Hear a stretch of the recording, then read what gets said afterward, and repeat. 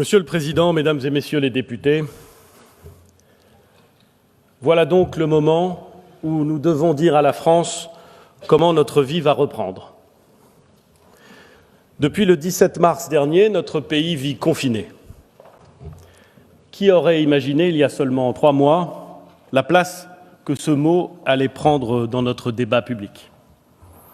Qui aurait pu envisager une France dans laquelle, subitement, les écoles, les universités, les cafés, les restaurants, une majorité d'entreprises, les bibliothèques, les librairies, les églises, les temples, les synagogues et les mosquées, les jardins publics et les plages, les théâtres, les stades, tous ces lieux communs, pour utiliser une formule qu'affectionne le président de l'Assemblée nationale, auraient été fermés.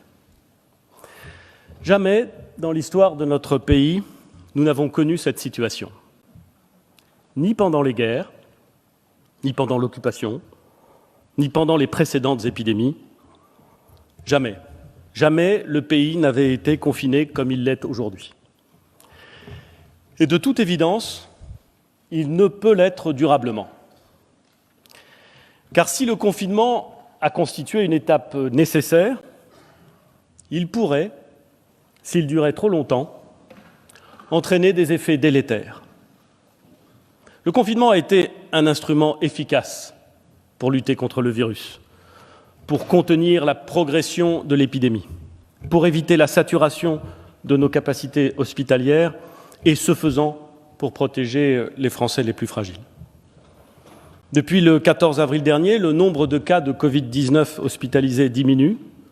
De plus de 32 000 patients hospitalisés, il est descendu à environ 28 000. Depuis le 8 avril, le nombre de cas de Covid-19 en réanimation diminue. Il dépassait 7 100, il est désormais de 4 600. La décrue est engagée. Elle est régulière, lente, j'y reviendrai, mais régulière. Selon une étude de l'École des hautes études de santé publique, le confinement aura permis d'éviter au moins 62 000 décès sur un mois et 105 000 lits de réanimation auraient manqué en l'absence de confinement. Je ne crois pas, Mesdames et Messieurs les députés, que notre pays l'aurait supporté. Mais un instrument ne vaut que si ses effets positifs ne sont pas, dans la durée, dépassés par ses conséquences négatives. Or, nous savons, par l'intuition ou par l'expérience, qu'un confinement prolongé au-delà du strict nécessaire aurait, pour la nation, des conséquences gravissimes. Nous sentons que l'arrêt prolongé de la production de pans entiers de notre économie, que la perturbation durable de la scolarisation d'un grand nombre d'enfants et d'adolescents, que l'interruption des investissements publics ou privés, que la fermeture prolongée des frontières, que l'extrême limitation de la liberté d'aller et venir, de se réunir, de rendre visite à ses proches, à ses parents, présenterait pour le pays non pas seulement l'inconvénient pénible du confinement, mais en vérité celui bien plus terrible du risque de l'écroulement. Écroulement. Je n'emploie pas ce terme au hasard, Mesdames et Messieurs les députés. On me reproche bien plus souvent la litote que l'exagération. Il nous faut donc, progressivement, prudemment, mais aussi résolument, procéder à un déconfinement aussi attendu que risqué et redouté.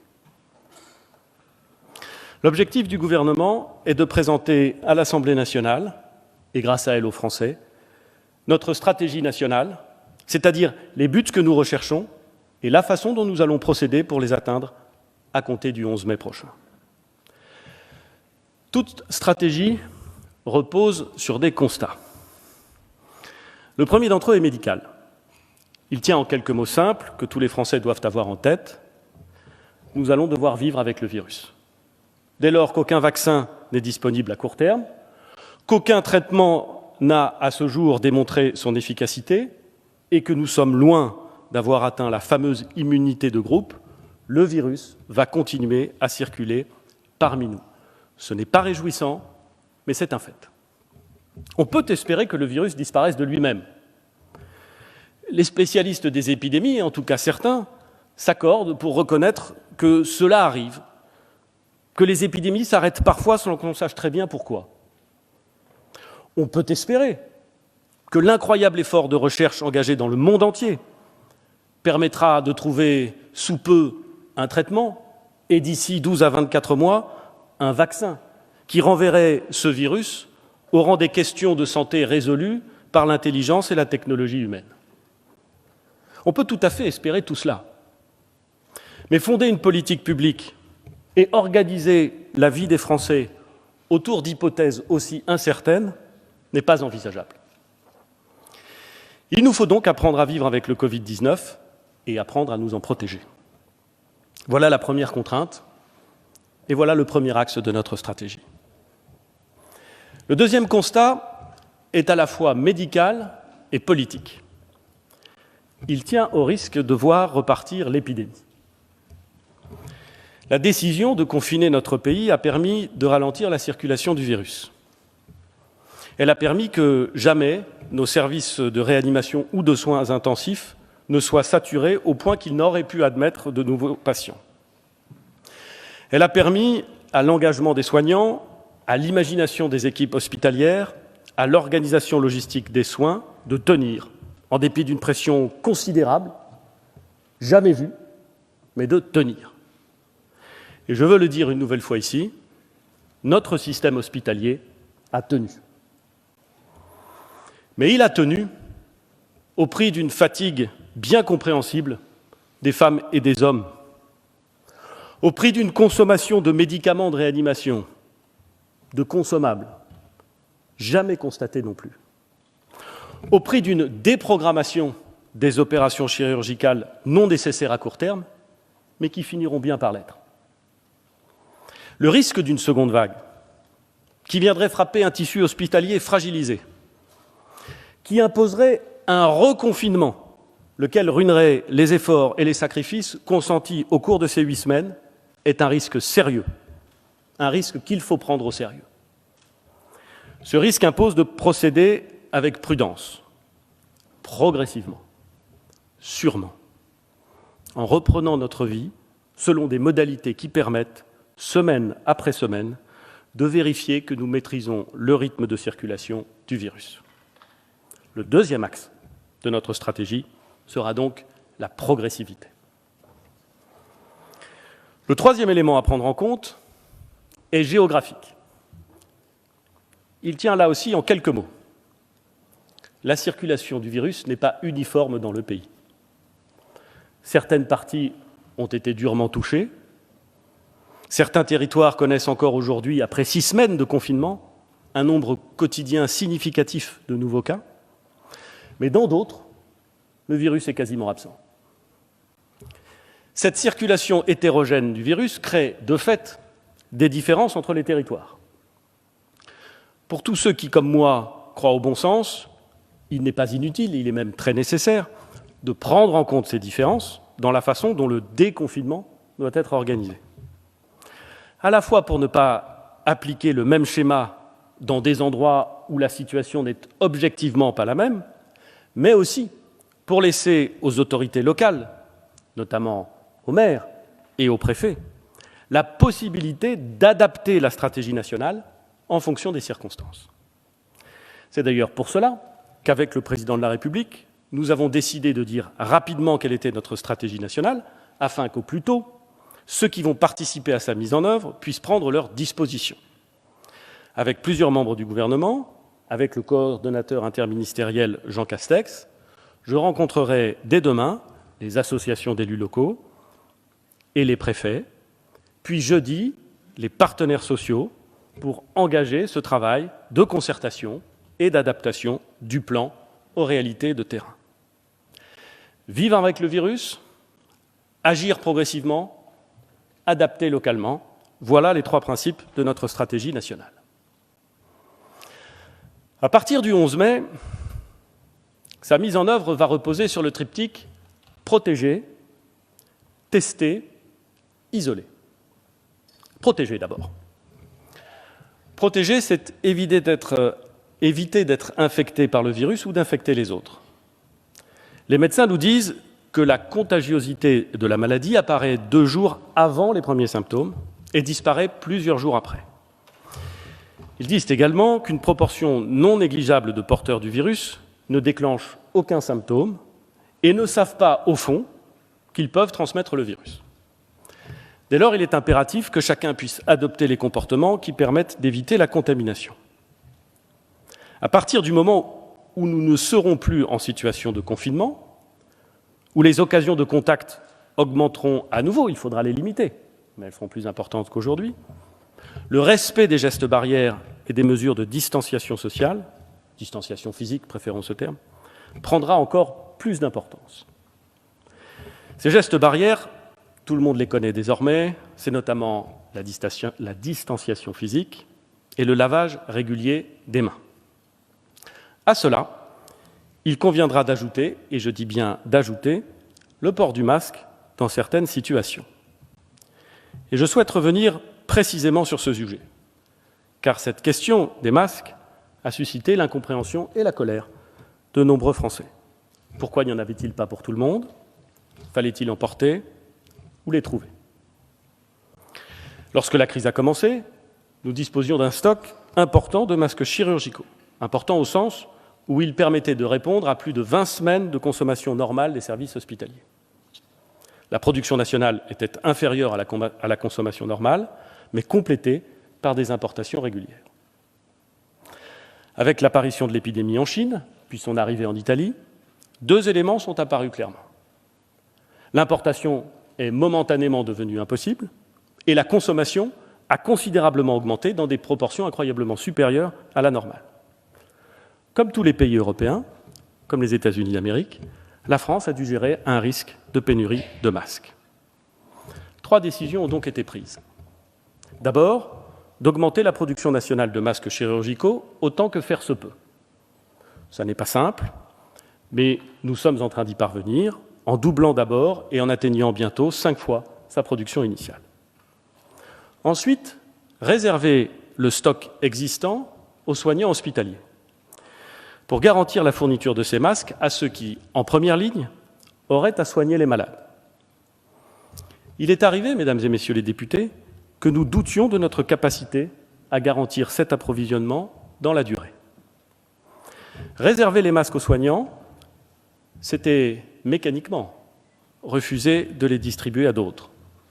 C'est un choix difficile, c'est un choix contesté, c'est un choix que j'ai estimé nécessaire. Enfin, nous avons lancé la production de masques en tissu pour compléter l'offre et ne pas dépendre des importations dont nous ne savions pas si elles pourraient reprendre et si oui, pour combien de temps. Les scientifiques eux-mêmes ont évolué. Au début, beaucoup nous disaient que le port du masque en population générale n'était pas nécessaire, que le risque du mauvais usage était supérieur aux avantages espérés. Et nous l'avons répété, et je l'ai dit. Ils nous disent aujourd'hui, parfois les mêmes, qu'il est préférable, dans de nombreuses circonstances, de porter un masque plutôt que de ne pas en porter, et il me revient donc de le dire, et de faire en sorte que cela soit possible. Pendant la phase de pénurie, nous avons utilisé l'outil des réquisitions, qui a été fort utile. Depuis plusieurs semaines maintenant, depuis que nous sommes rassurés sur notre capacité à servir les soignants au sens large en masques, nous incitons l'ensemble des acteurs à se procurer des masques, et les données des douanes le montrent d'ailleurs assez clairement, il rentre bien plus de masques dans le pays que le gouvernement n'en commande. Et croyez-moi, il en commande. Puisque nous recevons près de 100 millions de masques chirurgicaux par semaine désormais, et que nous recevrons près de 20 millions de masques grand public lavables à compter du mois de mai. Nous avons incité les entreprises et les collectivités à se procurer également des masques. Certaines n'ont pas attendu que nous les incitions. Nous soutiendrons financièrement les collectivités locales qui achètent à compter de ce jour des masques grand public en prenant en charge 50% du coût des masques dans les limites d'un prix de référence. Et nous avons réouvert récemment, vous l'avez probablement remarqué, les marchands de tissus et les ateliers de couture et diffusé des guides pratiques de confection de masques afin que chacun se mobilise pour en produire. Grâce à la mobilisation de tous, il y aura donc assez de masques dans le pays pour faire face aux besoins à partir du 11 mai. Mais l'enjeu, La responsabilité des pouvoirs publics, notre responsabilité collective, c'est d'arriver dans les prochaines semaines à organiser cet effort pour éviter que certains, entre guillemets, en aient trop, quand d'autres n'en auraient pas. Progressivement, nous parviendrons à une situation classique où les Français pourront, sans risque de pénurie, se procurer des masques grand public dans tous les commerces. En attendant, il faut que l'État, les collectivités territoriales, les entreprises, l'initiative privée soient complémentaires et non concurrents. Le président de la République l'a dit, nous nous appuierons sur les maires et les préfets avec le concours de tous. J'invite toutes les entreprises, quand leurs moyens le permettent, à veiller à équiper leurs salariés. C'est une condition, elles le savent, elles le disent, de la reprise. Les régions et l'État mettront en place un appui aux TPE et aux travailleurs indépendants, au-delà des initiatives déjà prises par un certain nombre de branches ou d'organisations professionnelles. Une plateforme de e-commerce sera mise en place par la Poste à compter du 30 avril et distribuera à ceux qui en ont besoin chaque semaine plusieurs millions de masques grand public. L'État et les collectivités locales assureront la protection de leur personnel, en particulier ceux qui sont en contact avec le public. Les préfets disposeront d'une enveloppe locale pour soutenir, avec les collectivités territoriales, les plus petites collectivités. Les personnels de l'éducation et les élèves des collèges recevront également des masques. Les pharmacies et la grande distribution seront invités à vendre dans des conditions que nous définirons avec eux pour éviter les phénomènes de pénurie, des masques jetables ou lavables. Les particuliers sont bien sûr invités, je l'ai dit, à se confectionner eux-mêmes des masques dans les conditions recommandées par l'AFNOR et par l'ANSM. Enfin, nous réserverons une enveloppe hebdomadaire de 5 millions de masques lavables pour que les préfets organisent, avec les maires et les présidents de conseils départementaux, la distribution de masques à nos concitoyens qui se trouvent dans le plus grand état de précarité via les CCAS et les acteurs associatifs. Protéger, donc. Tester ensuite. Là encore, les recommandations scientifiques ont évolué. Et après tout, sans doute est-ce normal face à un virus inconnu. Cette crise sanitaire renvoie décidément tout le monde à un devoir d'humilité. La doctrine initiale consistait, dans ce que nous appelions la phase 1, à tester au maximum. Et d'ailleurs, nous avons beaucoup testé en phase 1. Lorsqu'un cas est apparu au Contamine Montjoie et qu'il a fallu le circonscrire, nous avons testé massivement tous ceux qui s'étaient approchés de près ou de loin des malades identifiés. Mais la doctrine voulait qu'une fois l'épidémie passée en phase 3, on ne teste plus que les malades hospitalisés pour suspicion de Covid, les soignants symptomatiques et les premiers cas dans les établissements accueillant des publics fragiles. C'est ce que nous avons fait. Les temps ont changé, la doctrine de l'OMS aussi. À la sortie du confinement, nous serons en capacité de massifier nos tests. Nous nous sommes fixé l'objectif de réaliser au moins 700 000 tests virologiques par semaine au 11 mai. Pourquoi 700 000 ? Parce que le Conseil scientifique nous dit à ce stade que les modèles épidémiologiques prévoient entre 1 000 et 3 000 cas nouveaux chaque jour à partir du 11 mai. Parce qu'à chaque cas nouveau correspondra en moyenne le test d'au moins 20 à 25 personnes l'ayant croisé dans les jours précédents. 3 000 fois 25 fois 7, cela donne 525 000 tests par semaine.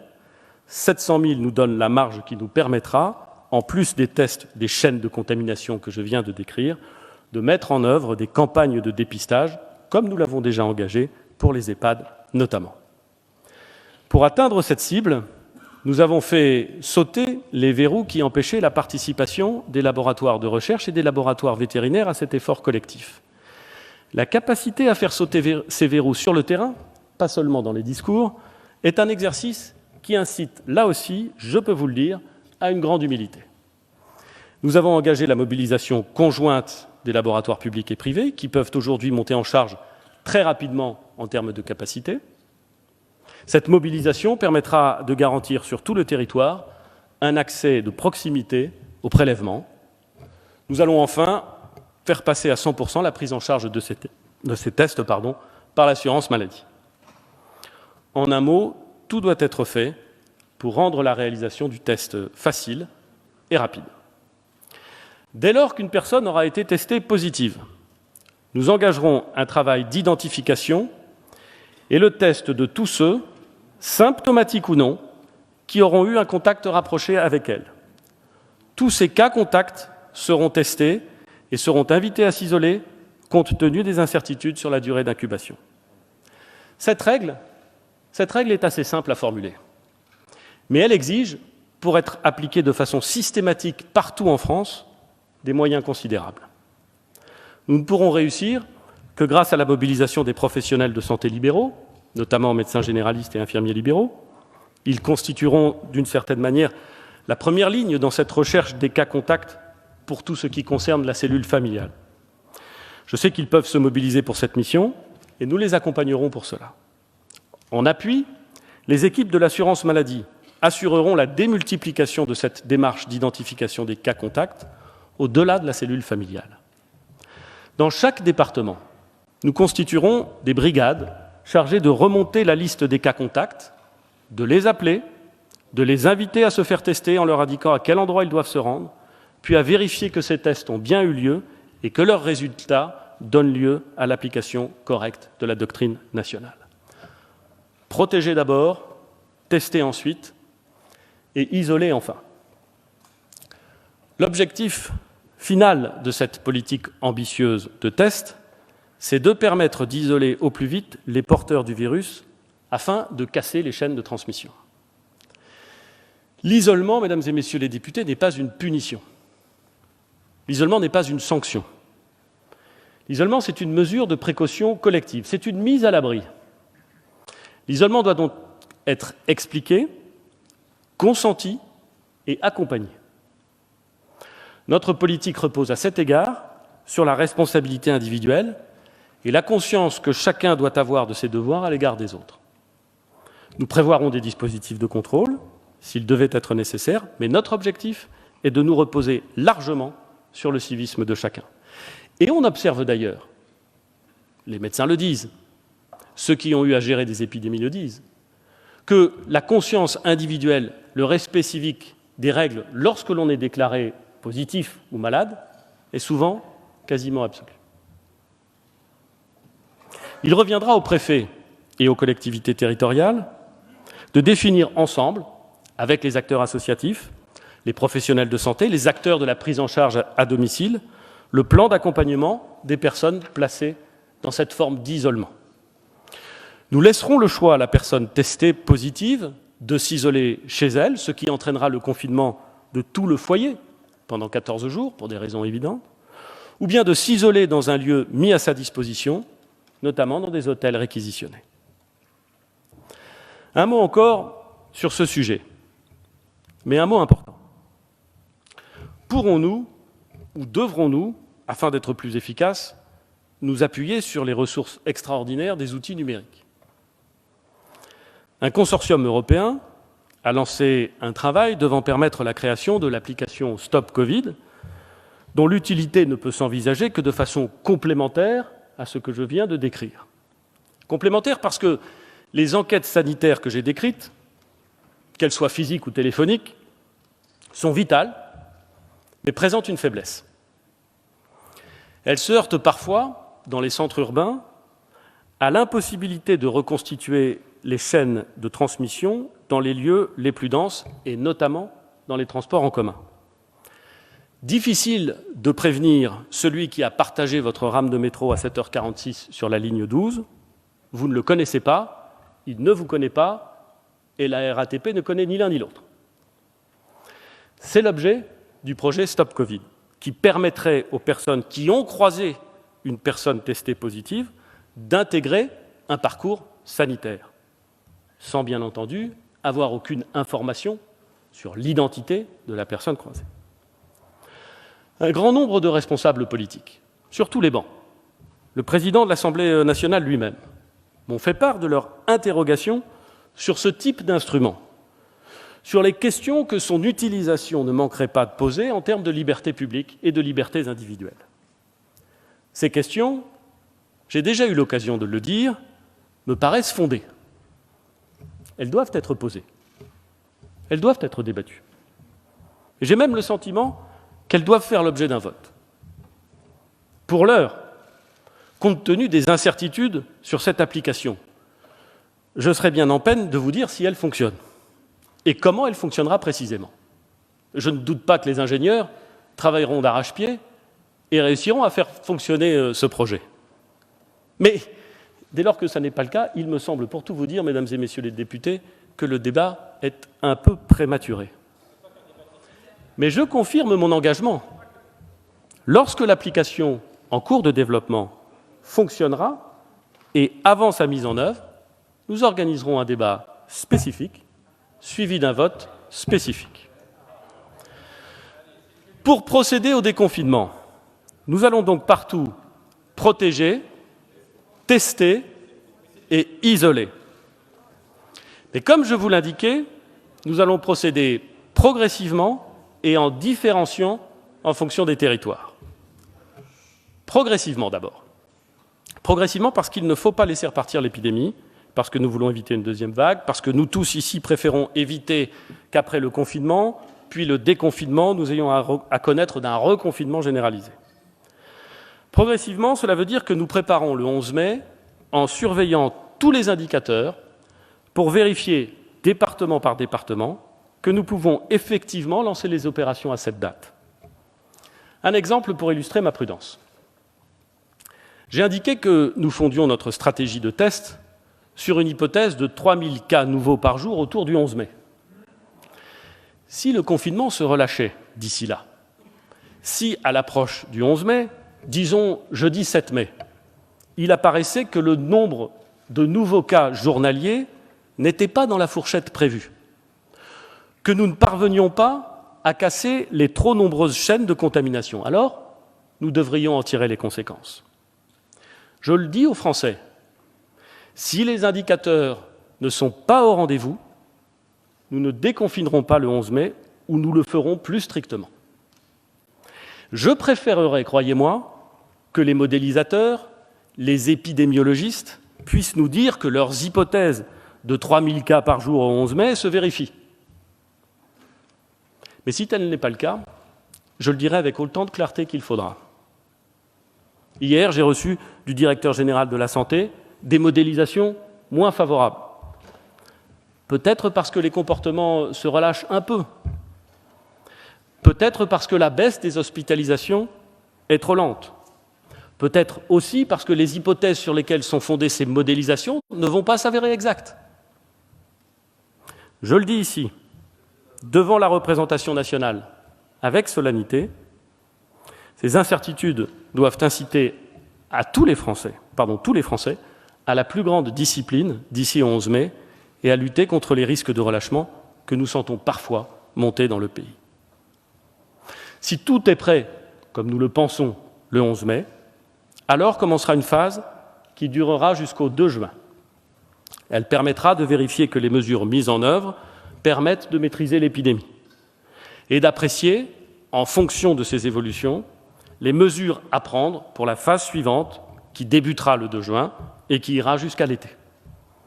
C'est fin mai, notamment, que nous statuerons sur la réouverture des cafés et des restaurants. C'est donc en gravissant des marches de 3 semaines que nous allons avancer, en étant attentifs à l'effet de nos décisions et au comportement de nos concitoyens. La progressivité s'accompagne d'une différenciation selon les territoires. Je l'ai dit, tous les territoires n'ont pas été touchés de la même manière par l'épidémie, et nous espérons tous que le 11 mai, si le virus continue à circuler dans certains départements, sa présence sera très faible, voire nulle, dans d'autres. Il est donc logique que, tout en gardant la plus extrême prudence, nous proposions un cadre de déconfinement adapté aux réalités locales de l'Hexagone comme de l'Outre-mer. La Direction générale de la santé et Santé publique France ont établi 3 ensembles de critères permettant d'identifier les départements où le déconfinement doit prendre une forme plus stricte. Soit que le taux de cas nouveaux dans la population sur une période de 7 jours reste élevé, ce qui montrerait que la circulation du virus reste active. Soit, c'est le deuxième ensemble de critères, que les capacités hospitalières régionales en réanimation restent tendues. Soit, c'est le troisième ensemble de critères, que le système local de tests et de détection des chaînes de contamination ne soient pas suffisamment prêts. Ces indicateurs, leur lecture, seront cristallisés le 7 mai afin de déterminer quel département bascule le 11 mai dans la catégorie, disons, rouge, circulation élevée, vert, circulation limitée.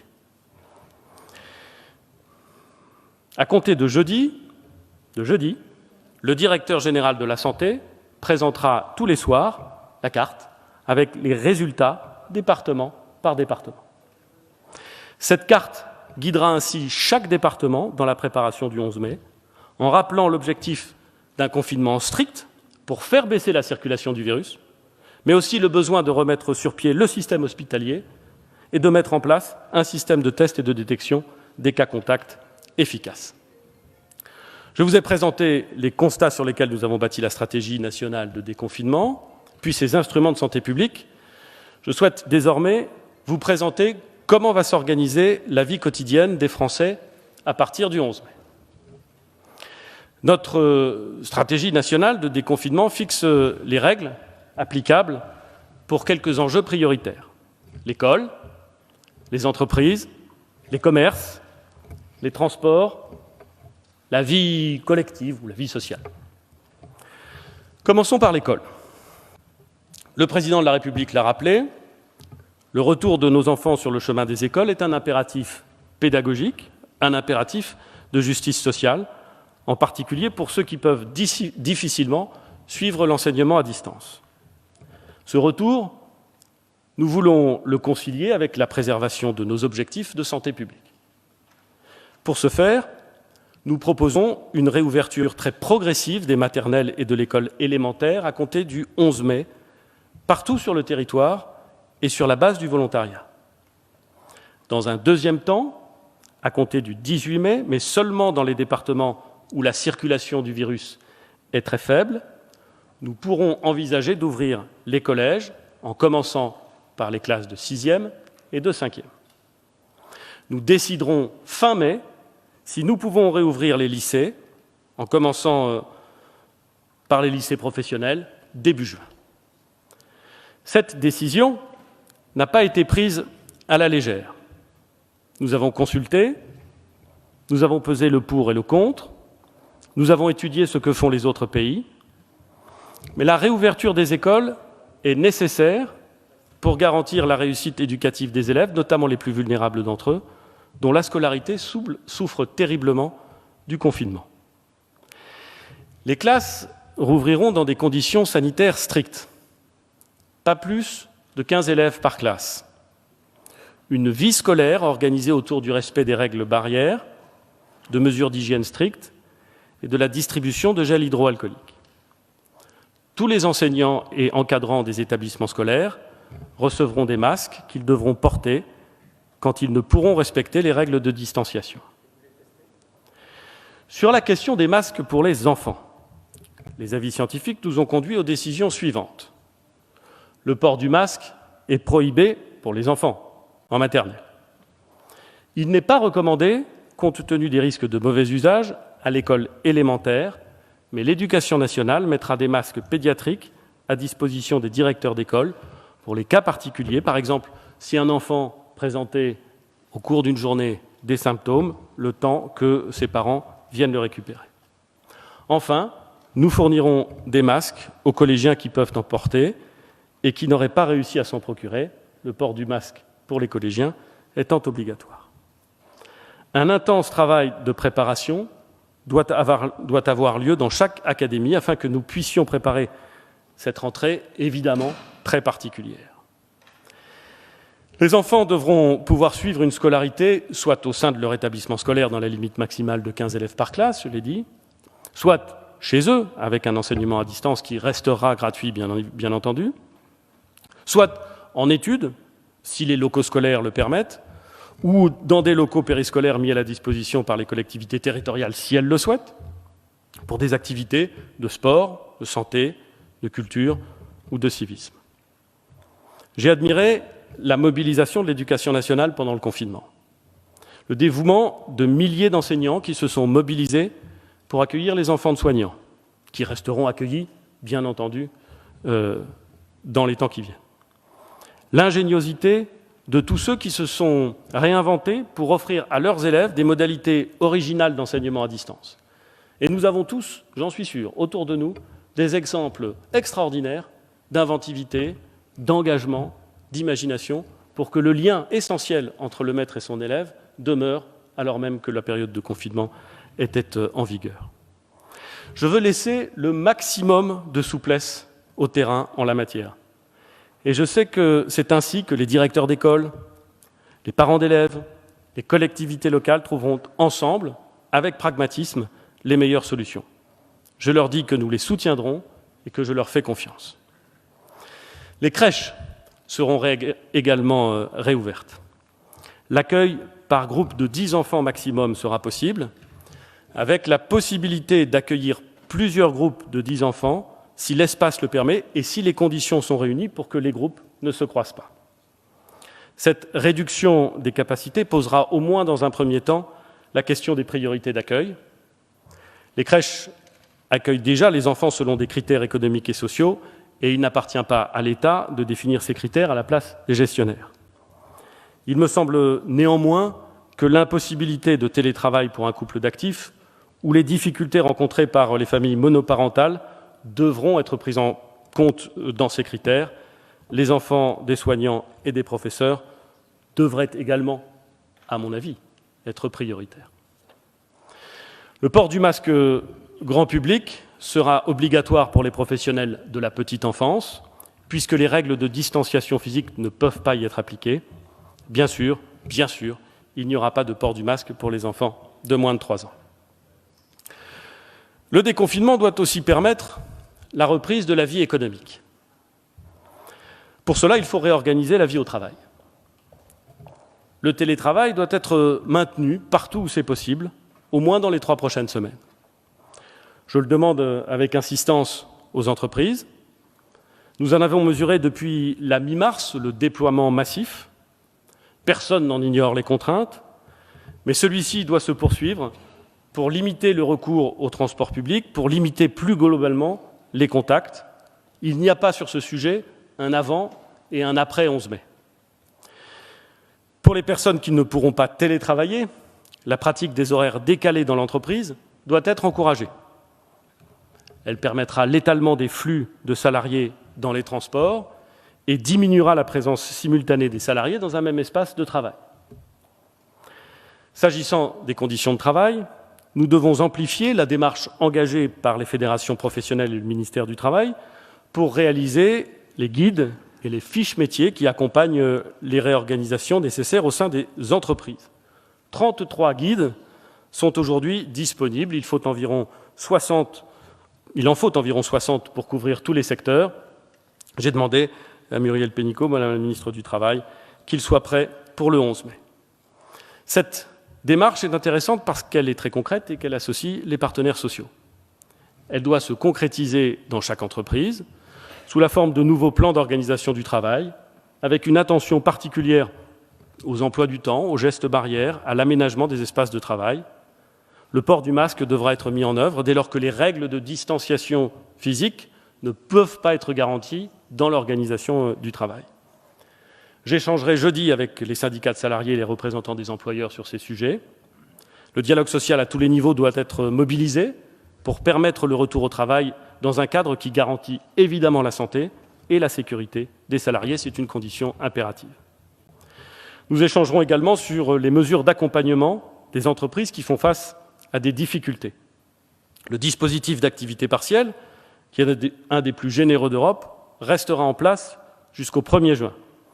Il nous faudra ensuite l'adapter progressivement afin d'accompagner la reprise d'activité si l'épidémie est maîtrisée. Bien sûr, nous continuerons à protéger les personnes vulnérables et les secteurs professionnels qui demeureraient fermés. Les commerces rouvriront également à compter du 11 mai. Aujourd'hui, seuls certains commerces essentiels sont ouverts. Tous, sauf les cafés-restaurants, pourront ouvrir à compter du 11 mai. Les marchés, pour lesquels l'interdiction est aujourd'hui la règle et l'autorisation, l'exception, seront en général autorisés, sauf si les maires ou les préfets estiment qu'ils ne peuvent être organisés dans des conditions qui permettent de respecter les gestes barrières et la distanciation physique.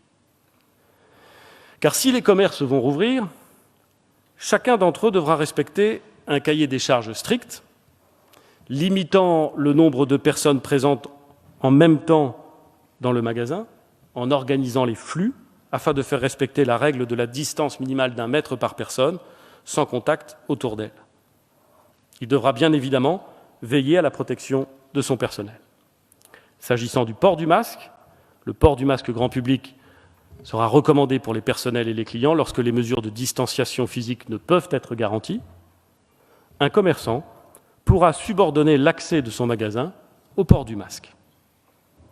J'ajoute enfin que l'ouverture des commerces comprendra une exception pour les centres commerciaux qui ont une zone de chalandise qui va au-delà du bassin de vie et donc qui génèrent des déplacements et des contacts que nous ne voulons pas encourager. Les préfets pourront décider de ne pas laisser ouvrir, au-delà des sections alimentaires déjà ouvertes, les centres commerciaux de plus de 40 000 mètres carrés qui risquent de susciter de tels mouvements de population. Enfin, je l'ai dit, nous prendrons une décision sur les bars, cafés et restaurants fin mai pour décider s'ils peuvent ouvrir après le 2 juin. Les décisions relatives au transport sont particulièrement ardues. Les transports sont, pour une bonne part, un dispositif clé pour la reprise économique. Mais le respect de la distanciation physique et des gestes barrières y est particulièrement difficile. Je mesure l'appréhension de bon nombre de nos concitoyens avant de prendre un métro, un train, un bus, un tramway, lesquels sont parfois fort densément occupés. Nous allons prendre 2 séries de décisions. D'abord, remonter au maximum l'offre de transport urbain. 70% de l'offre de la RATP sera disponible le 11 mai et nous devons remonter rapidement à l'offre nominale. Ensuite, faire baisser la demande en favorisant le télétravail, je l'ai dit, en étalant les horaires, je l'ai dit, en demandant aux Français de considérer que les transports aux heures de pointe doivent être réservés à ceux qui travaillent. Je souhaite que dans chaque région, dans chaque agglomération, une concertation s'engage très rapidement entre les autorités organisatrices de transport, les usagers, les opérateurs de transport, pour arrêter les conditions de mise en œuvre précises de ces objectifs. L'État y apportera bien sûr son concours. S'il faut organiser les flux, réserver les transports à certaines heures à certaines populations, nous accompagnerons les autorités organisatrices de transport, nous essayerons d'y arriver ensemble. Mais il est certain que les 3 semaines à venir seront difficiles et que nous devons rester vigilants. Le port du masque sera rendu obligatoire dans tous les transports, métro comme bus, et les opérateurs devront, au moins pour les 3 semaines à venir, s'organiser pour permettre, même dans le métro, de respecter les gestes barrières. Cela veut dire, par exemple, que la capacité du métro parisien sera réduite par rapport au nominal et drastiquement réduite par rapport à sa capacité normale. Qu'il faudra, par exemple, condamner un siège sur 2, favoriser par des marquages au sol la bonne répartition sur les quais, se préparer à limiter les flux en cas d'affluence. Les bus scolaires pourront circuler, mais avec la même règle du 1 sur 2, avec l'obligation de port du masque pour les chauffeurs et pour les écoliers à partir du collège. Le port du masque sera également obligatoire dans les taxis et les VTC qui ne disposent pas du système de protection en plexiglas.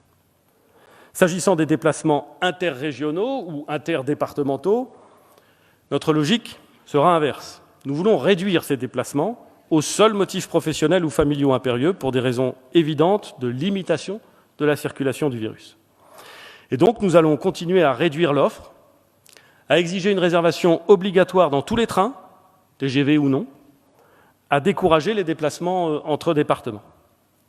Le jeudi de l'Ascension sera bien férié, mais je dis clairement aux Français que ce n'est pas le moment de quitter son département pour partir en week-end. Enfin, le déconfinement, c'est le retour de la vie sociale. L'impatience de nos concitoyens à retrouver une vie sociale, je crois que nous la partageons tous. J'ai d'abord une pensée pour tous nos aînés qui, au-delà du confinement, subissent la solitude à domicile et parfois l'isolement dans les EHPAD, privés pendant de longues semaines de toute visite de leurs enfants et de leurs petits-enfants. Comme vous le savez, nous demanderons à nos aînés de continuer à se protéger. Il faut qu'ils respectent des règles similaires à la période de confinement, en se protégeant, en limitant leurs contacts et donc leurs sorties. Tout cela sur le principe de confiance et de responsabilité, comme l'a annoncé le président de la République. Il n'y aura pas de contrôle, pas d'attestation de sortie pour les plus âgés d'entre nous, mais je demande aux personnes les plus âgées, les plus fragiles, de la patience. Les visites privées, quand elles reprennent, doivent être entourées de précautions, comme les sorties. En vous protégeant, vous protégez le système hospitalier et vous protégez les plus fragiles d'entre nous. La vie sociale va reprendre, donc, mais là encore, progressivement. Je voudrais d'abord commencer par dire ce qu'il sera à nouveau possible de faire. Il sera à nouveau possible de circuler librement, sans attestation, sauf, comme je l'ai dit, pour les déplacements à plus de 100 km du domicile, qui ne seront possibles que pour un motif impérieux, familial ou professionnel. Il sera possible, les beaux jours aidant, de pratiquer une activité sportive individuelle en plein air, en dépassant évidemment la barrière actuelle du kilomètre et en respectant les règles de distanciation physique. Il ne sera possible ni de pratiquer du sport dans des lieux couverts, ni des sports collectifs, ni des sports de contact. Les parcs et jardins, si essentiels à l'équilibre de vie en ville, ne pourront ouvrir que dans les départements où le virus ne circule pas de façon active, les fameux départements verts. Par mesure de précaution, les plages resteront inaccessibles au public au moins jusqu'au 1er juin. S'agissant des activités culturelles, parce qu'ils peuvent fonctionner plus facilement en respectant des règles sanitaires, les médiathèques, les bibliothèques, les petits musées, si importants pour la vie culturelle de nos territoires, pourront rouvrir leurs portes dès le 11 mai. A contrario, les grands musées qui attirent un grand nombre de visiteurs hors de leur bassin de vie, les cinémas, les théâtres et les salles de concert, où l'on reste à la même place dans un milieu fermé, ne pourront pas rouvrir. Les salles des fêtes, les salles polyvalentes resteront également fermées jusqu'à cette marche du 2 juin. Pour donner aux organisateurs d'événements de la visibilité, je veux préciser que les grandes manifestations sportives, culturelles, notamment les festivals, les grands salons professionnels, tous les événements qui regroupent plus de 5000 participants et font à ce titre l'objet d'une déclaration en préfecture et qui doivent être organisés longtemps à l'avance, ne pourront se tenir avant le mois de septembre. La saison 2019-2020 de sport professionnel, notamment celle de football, ne pourra pas non plus reprendre. Quant aux lieux de culte, je sais l'impatience des communautés religieuses. Les lieux de culte pourront continuer à rester ouverts. Mais je crois qu'il est légitime de demander de ne pas organiser de cérémonie avant cette barrière du 2 juin. Les cérémonies funéraires resteront évidemment autorisées, comme aujourd'hui, dans la limite de 20 personnes. J'ai parfaitement conscience de la charge et de la difficulté, face à des décès, d'appliquer cette règle, mais elle est formulée en France comme dans d'autres pays comparables, afin, là encore, de protéger les vivants. Les cimetières seront à nouveau ouverts au public dès le 11 mai. En attendant des jours meilleurs, les mairies continueront à proposer, sauf urgence, le report des mariages. D'une façon générale, il nous faut éviter les rassemblements qui sont autant d'occasions de propagation du virus. Les rassemblements organisés sur la voie publique ou dans des lieux privés seront donc limités à 10 personnes. Mesdames et messieurs, ces règles de vie sociale peuvent paraître compliquées. Elles sembleront sans doute sévères à certains et peut-être trop laxistes à d'autres. Au fond, ce que je vous propose de rétablir, c'est un régime de liberté dans lequel nous devons fixer des exceptions. Ces règles sont contraignantes, c'est vrai, mais je crois pouvoir compter sur le civisme de nos compatriotes pour que chacun les applique avec rigueur. Il en va de notre santé à tous. Nous avons certainement, dans ces domaines, oublié des points, formulés de façon incertaine des règles, omis de prévoir dans tel ou territoire une adaptation possible. C'est tout l'intérêt de la phase qui s'ouvre. Il s'agit d'enrichir ce plan tous ensemble, avec les élus, avec les administrations de terrain, avec les partenaires sociaux, avec tous les Français, pour être prêts le 11 mai. Ces efforts ne sont pas vains et ils nous permettront, je l'espère, de façon très concrète, d'envisager la période estivale sous de meilleurs auspices. Je donne d'ores et déjà rendez-vous aux Français à la fin du mois de mai pour évaluer les conditions dans lesquelles nous organiserons une nouvelle phase de déconfinement et prendrons en particulier des décisions sur l'organisation et la réouverture, je l'ai dit, des cafés, des restaurants, des vacances. Il est trop tôt aujourd'hui, en conscience, pour le faire. Pour la suite, la stratégie que je viens de présenter, l'architecture générale de ce plan de déconfinement approuvé en Conseil de défense sous la présidence du chef de l'État, n'est pas un texte législatif. Elle exigera des décisions réglementaires ou individuelles prises par les ministres ou les préfets ou par les présidents d'exécutifs locaux dans le champ de leurs compétences. Sur quelques sujets, néanmoins, elle devra être accompagnée de dispositions législatives qui n'existent pas aujourd'hui et qui vont manquer. J'en prends deux exemples. Pour tracer les contacts, pour remonter jusqu'à ceux qui ont croisé le chemin d'un malade, il faudra sans doute faire appel à des effectifs supplémentaires pour renforcer les médecins. Et quand je dis sans doute, c'est certain. J'évoquais tout à l'heure l'appui des personnes de l'assurance maladie. On pourra sans doute dans ces brigades accueillir parfois des personnels des CCAS, des mairies, parfois peut-être des personnels des départements, parfois des personnels mis à disposition par les grandes associations, je pense par exemple à la Croix-Rouge. Encore une fois, c'est aux équipes locales qu'il reviendra d'organiser ces brigades. Mais ce qui est certain, c'est qu'ils ne seront pas tous médecins. Et il faudra donc que la loi les autorise à participer à ces enquêtes épidémiologiques dans lesquelles l'accès à des données médicalisées pourra être nécessaire. Autre exemple, la limitation des déplacements entre régions ou entre départements. Dans la période de confinement, il était possible de limiter ces déplacements dans le cadre général de la loi du 23 mars.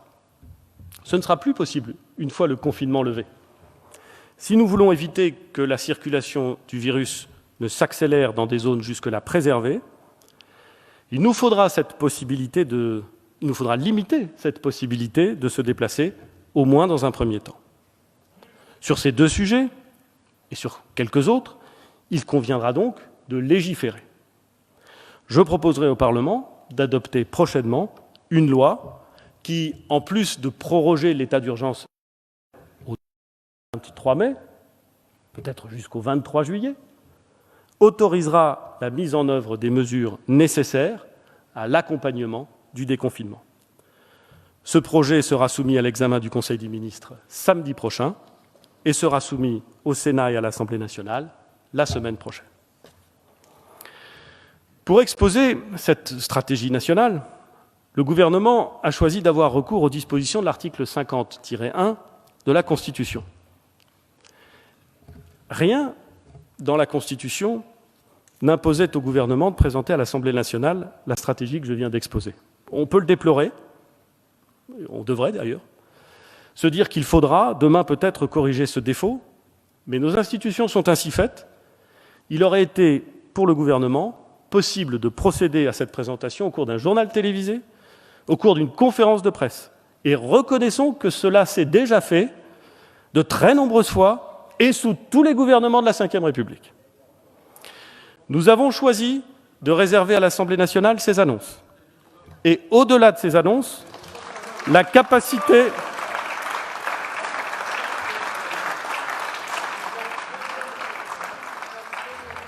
Et au-delà de ces annonces, la capacité de réagir, de critiquer bien sûr, d'interroger aussi le gouvernement sur ce plan, qui, comme je l'ai déjà indiqué, a vocation à être complété par les autorités locales, les organisations syndicales et patronales. Enfin, la possibilité, par le vote, pour chaque député, de dire sa position sur la stratégie que je viens d'exposer. Ce choix repose sur plusieurs raisons. D'abord, la place évidemment éminente de cette Assemblée dans notre démocratie. Inutile d'en dire beaucoup sur une conviction que nous partageons tous.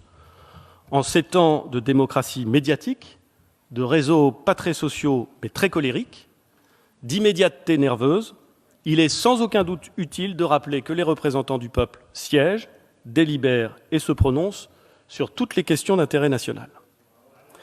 Je souligne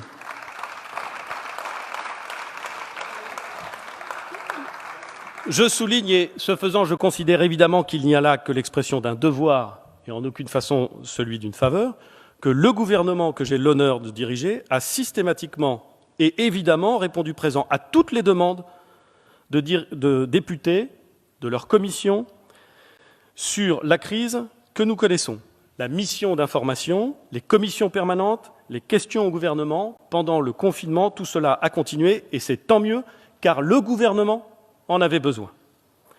Comme nous nous y sommes engagés, nous communiquons toutes les semaines à l'Assemblée et au Sénat l'ensemble des décisions qui sont prises dans le cadre de l'état d'urgence sanitaire, y compris celles qui ne relèvent en rien du domaine législatif. Face aux décisions que nous avions à prendre et que nous aurons encore à prendre, le contrôle du Parlement n'est pas un poids, c'est une chance. Dire ici ce que je viens de dire plus tôt qu'ailleurs répond à la volonté du gouvernement de montrer qu'en dépit de l'état d'urgence sanitaire, en dépit des difficultés évidentes à exercer ses mandats dans une période de confinement, la démocratie parlementaire reste vivante, exigeante, parfois bruyante, mais indispensable toujours. La seconde raison est qu'il nous apparaît nécessaire de permettre à chaque député, qu'il soit présent dans l'hémicycle ou qu'il suive les débats à distance, de se prononcer sur cette stratégie, de dire s'il l'approuve et la soutient, de dire s'il la conteste et la rejette, ou de dire s'il s'abstient, mais de prendre position, en responsabilité, comme il revient aux représentants de la nation qui ne peuvent pas, qui ne veulent pas et qui ne doivent pas être relégués au rang de commentateurs de la vie politique. J'ai été frappé, mesdames et messieurs les députés, depuis le début de cette crise, par le nombre de commentateurs ayant une vision parfaitement claire de ce qu'il aurait fallu faire selon eux à chaque instant.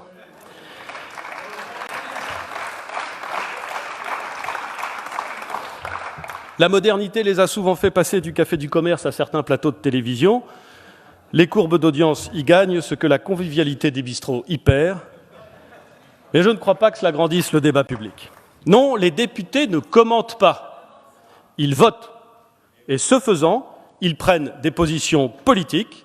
C'est votre honneur, c'est votre mission, et c'est ce que je vous invite à faire après le débat qui suivra cette déclaration. Mesdames et messieurs les députés, la France est dans un de ces moments où ceux qui l'aiment et la servent doivent être à la hauteur. Nous devons protéger les Français sans immobiliser la France au point qu'elle s'effondrerait. C'est une ligne de crête délicate qu'il nous faut suivre. Un peu trop d'insouciance, et c'est l'épidémie qui repart. Un peu trop de prudence, et c'est l'ensemble du pays qui s'enfonce. La stratégie que je viens d'énoncer a pour objet de nous permettre de tenir cette ligne de crête. Elle repose sur des choix que je viens de présenter, elle repose sur l'action déterminée du gouvernement et de l'État sous l'autorité du président de la République, elle repose sur la confiance que nous plaçons dans les collectivités territoriales, dans les acteurs du monde économique et social, dans les associations. Elle repose aussi, et au fond avant tout, sur les Français, sur nos concitoyens, sur leur civisme et leur discipline.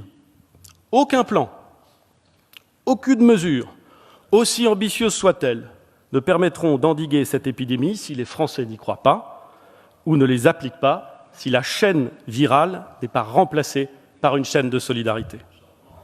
À partir du 11 mai, le succès ne reposera pas sur la seule autorité de l'État, mais sur le civisme des Français.